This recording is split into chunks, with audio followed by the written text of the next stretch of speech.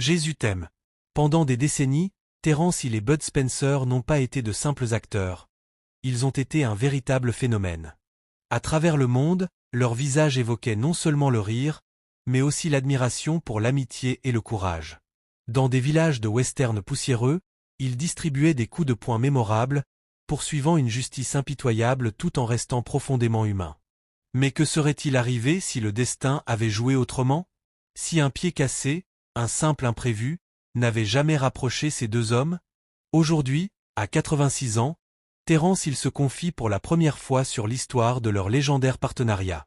Il évoque ce coup du destin qui a changé sa vie à jamais, la femme qu'il a rencontrée sur un tournage, et ce lien discret mais indéfectible qui a rendu leur alchimie à l'écran inoubliable. Ce n'est pas simplement l'histoire de deux acteurs, c'est celle du timing parfait, de la loyauté et d'une amitié que même Hollywood pourrait envier. Leur rencontre à l'écran n'a pas commencé sous les projecteurs. En 1959, lors du tournage de Pum Hannibal, Mario Girotti et Carlo Pedersoli, encore inconnus, ne se croisent même pas. Chacun joue un rôle secondaire, filmé à des jours différents, sans aucune idée que leur chemin allait un jour fusionner. 8 ans plus tard, le destin frappe. Le réalisateur Giuseppe Colisi prépare Dieu pardonne. Moi pas.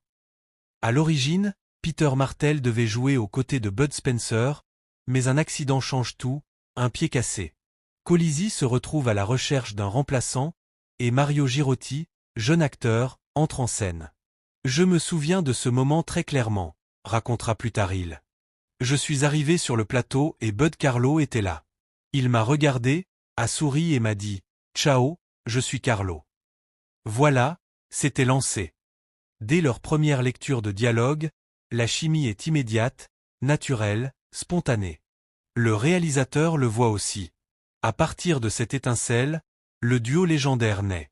Pour conquérir le monde, Colisi insiste sur les pseudonymes.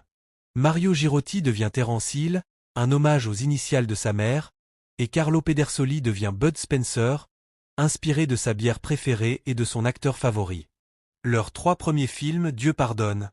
Moi pas, Les 4 de l'Apocalypse, La colline des bottes posent les bases d'un western spaghetti rude et ironique. Mais ce qui les distingue, c'est l'énergie unique entre Hill et Spencer. Le public le sent, les réalisateurs le remarquent. Puis vient le tournant, Trinity. Conçu par Enzo Barboni, le film réinvente le western italien.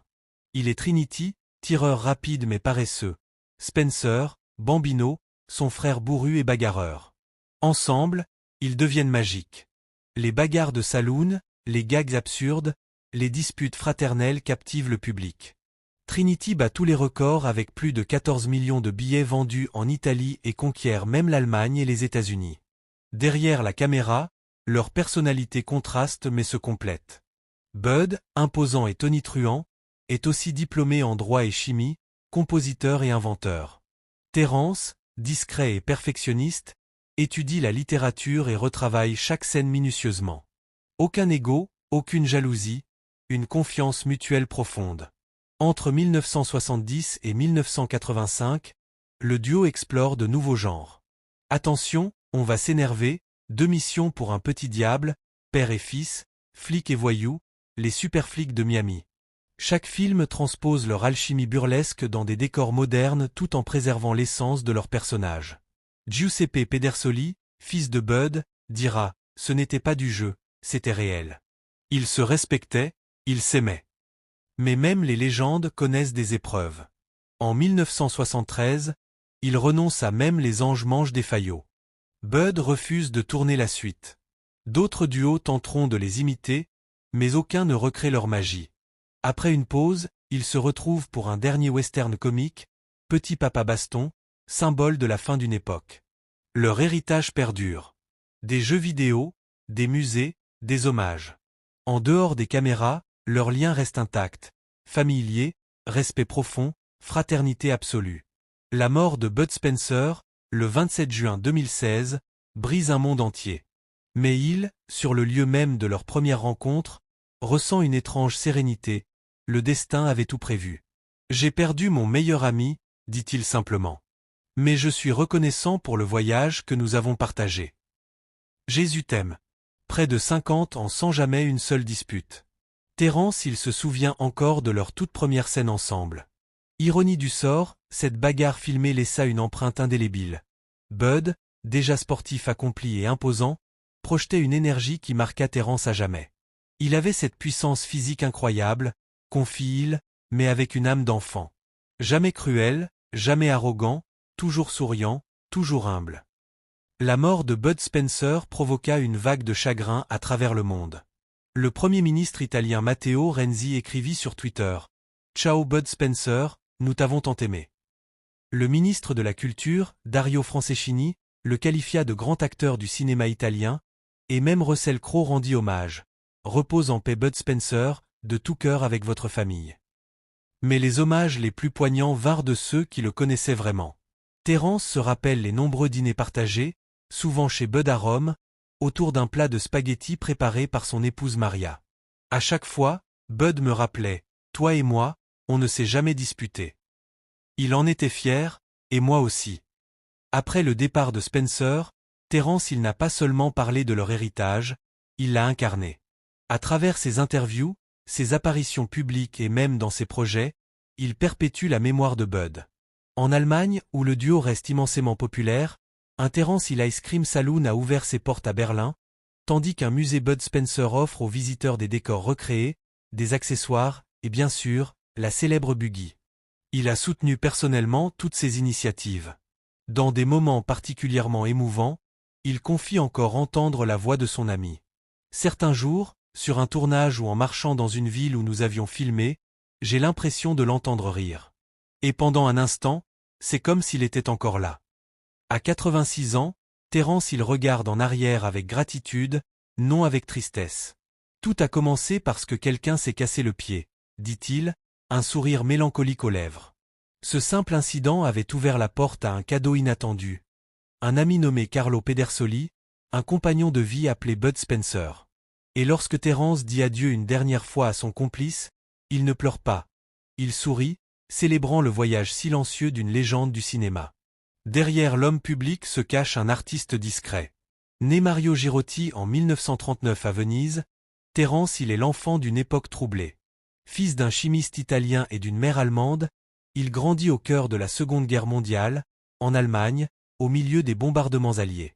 À 5 ans, il échappe de peu à la mort aux côtés de sa mère lors d'un raid dévastateur. Après la guerre, la famille retourne en Italie, à Amelia. Mario développe alors une passion pour le sport, notamment la natation et l'aviron, et remporte même des médailles au championnat junior italien. Mais le cinéma le détourne bientôt de l'eau. Repéré à 12 ans dans une piscine par un réalisateur, il décroche son premier rôle et concilie rapidement tournage et études. À 15 ans, il s'inscrit à des cours d'art dramatique et enchaîne les projets en Italie et en Allemagne, participant à des westerns allemands et des adaptations de Karl May. Il incarne alors des officiers nobles ou des jeunes premiers romantiques, apprenant les rouages du cinéma avec discipline et détermination. Cette période, qu'il qualifie plus tard des « erreurs de parcours », lui apporte néanmoins les bases qui le mèneront à l'aventure la plus grande de sa vie, celle aux côtés de Bud Spencer. Jésus t'aime. Une précieuse expérience et une notoriété naissante, voilà ce que Terence il avait accumulé au fil des années. Le tournant majeur survient en 1963, lorsque Luchino Visconti le choisit pour un petit rôle dans son chef-d'œuvre Le Guépard. Aux côtés de géants comme Burt Lancaster, Claudia Cardinal et Alain Delon, ce rôle secondaire offre à il une visibilité dans les cercles prestigieux du cinéma européen. Mais le destin, toujours imprévisible, allait frapper encore plus fort. En 1967, tout bascule avec Dieu pardonne, moi non. Initialement prévu pour un autre acteur, Terence est appelé à la dernière minute, après que Peter Martel se soit cassé la jambe. Un accident devenu légendaire. Ce film ne marque pas seulement le début de son duo mythique avec Bud Spencer, il transforme profondément sa vie personnelle. Sur le tournage, il rencontre Laurie Wickleboer, coach de dialogue germano-américaine, et 2 mois plus tard, ils se marient. Leur union durable donnera naissance à 2 fils, Jess et Ross, et résistera aux épreuves autant qu'au succès. C'est aussi sur ce tournage que Mario Girotti devient Terence Hill, choisissant un nom de scène internationalement accessible, harmonieux et porteur d'émotion, en hommage aux initiales de sa mère. Dans les années qui suivent, il devient une star européenne. Sa silhouette élancée, Ses yeux perçants et ses réflexes rapides font de lui l'incarnation parfaite du héros d'action comique. La saga Trinita le propulse au rang d'icône mondiale, mais il n'abandonne jamais les rôles plus nuancés. En 1973, il incarne le séduisant tireur Nobody dans Mon nom et personne aux côtés d'Henry Fonda, dans une production de Sergio Leone qui détourne les codes du western.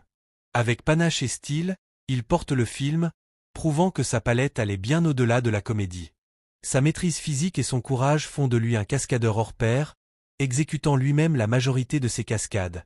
Traverser des vitres de saloon, sauter sur des trains en marche, chaque geste répété jusqu'à la perfection. Mais la vie, implacable, lui réserve aussi des épreuves déchirantes. En 1990, la tragédie frappe. Ross Hill, son fils adoptif, meurt dans un accident de voiture à seulement 16 ans. Le jeune garçon, élevé avec amour à Munich par Terence et Laurie, était non seulement leur fils, mais le cœur de leur famille. Ross avait déjà montré son charisme au cinéma et s'apprêtait à tenir un rôle central dans la série télévisée Lucky Luke. Le destin cruel l'en prive. Conduisant sur une route glissante dans le Massachusetts, il perd le contrôle de son véhicule et s'écrase contre un arbre. La brutalité de l'accident plonge la famille dans le deuil le plus profond. Il, alors en plein tournage, doit affronter l'impensable. Continuer à travailler tout en portant ce poids immense.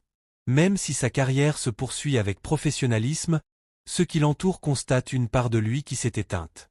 Le rire devient plus discret, les apparitions publiques plus rares, et derrière le sourire légendaire se cache une peine indicible. Dans les années suivantes, Terence se détourne peu à peu du cinéma pour la télévision italienne, cherchant la stabilité et la sérénité. En 2000, il accepte le rôle principal de Don Matteo, où il incarne un prêtre détective. Avec son calme, sa sagesse et son humour discret, il conquiert le cœur d'une nouvelle génération. Il jouera ce rôle pendant plus de 20 ans, avant de passer le flambeau en 2021. Il campe également le garde forestier solitaire dans Un Passo dal Cielo, une autre série très aimée, résolvant des mystères avec humanité. Hors caméra, Terence il mène une vie simple, ancrée dans la foi, la famille et les souvenirs de sa ville natale, Amelia. La Gelatria Girotti, hommage au glacier tenu par son grand-père, symbolise cette vie enracinée. Terence il n'a jamais cherché la gloire hollywoodienne, préférant la constance, la sincérité et l'élégance discrète. Que ce soit dans les plaines poussiéreuses des westerns ou dans les sacristies italiennes, il incarne des personnages courageux, humains, silencieusement héroïques. Aujourd'hui, à 86 ans, il regarde son parcours avec sérénité. Son lien avec Bud Spencer allait bien au-delà de l'écran. Une amitié vraie, profonde, authentique, traversant les décennies dans un monde où tant d'alliances se défont rapidement.